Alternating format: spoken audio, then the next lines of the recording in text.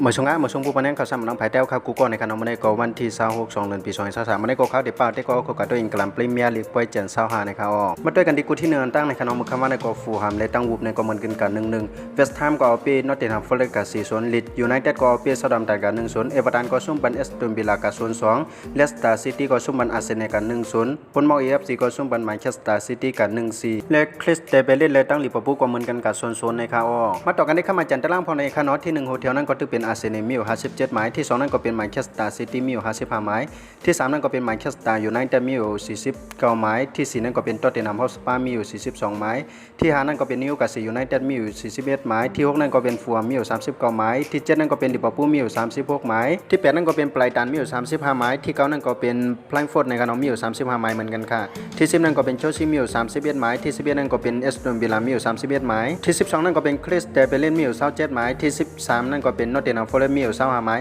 ที่14นั่นก็เป็นเลสเตอร์ซิตี้ในขนมมีอยู่24หมายเหมือนกันค่ะและที่15นั่นก็เป็นวูฟแฮมป์ตันมีอยู่24หมายที่16นั่นก็เป็นเวสต์แฮมยูไนเต็ดมีอยู่23หมายที่17นั่นก็เป็นลีดยูไนเต็ดมีอยู่22หมายเฮาคำว่าต่อกันในส่วนทุกจันทร์พองในขนมที่18นั่นก็เป็นเอเวอร์ตันมีอยู่21หมายที่19นั่นก็เป็นฟุตบอล EFG มีอยู่21หมายและที่20นั่นก็เป็นซาดัมตันในขนมมีอยู่18หมายนะครับมาต่อกันที่ผู้สร้างกองพองในขนมผู้สร้างกองและนำเรือ4เปิ้นก็เป็นเออร์ลิงปอฮาลันด์ของแมนเชสเตอร์ซิตี้สร้างกับยาว27โกค่ะคนแต่ในคำในกดตึกก็อยู่ทาง1กูในขนมก็เป็นลันดอนตามบี้แม็กในขนมก็เป็นท็อตเทนแฮมฮอตสเปอร์ญากันดังเชลซีในครับยกกระแทงกูนึงนั่นก็จะเป็นอังกฤษคาราบาวคัพในขนมเป็นขั้นตอนไฟในเยี่ยมกันก็สู้ในขนมก็เป็นแมนเชสเตอร์ยูไนเต็ดก็จะญากันตั้งนิวคาสเซิลยูไนเต็ดในขนมเขาคำมาไปด้วยจำกันว่าจุ่มไหลเตะไหลก็สู้ในการในปี2022ปี2023ในขนมโอเคดังเซนทั้งหมดก็มีจังหนึ่งในขนมสังจังหวัดได้ก็ขอเกียรติด้วยส่งด้วยลองข่าวสารนำภายใต้ในก็อย่าไปลืมกดไลค์กดติดตามไว้ในขนมสังจังหวัดได้ก็ขอด้วยทั้งช่อง TikTok Facebook ในก็อย่าลืมติดตามบันทึงช่อง YouTube ข่าวของในขนมกำในส่วนในก็ข่าวย้อนสู่บันในผู้ปัญญาข่าวสารนำภายใต้ใครอยู่ได้มีเงินทางหลีกคึกเพื่อนกันกูก็กูกวนสีกำข่าว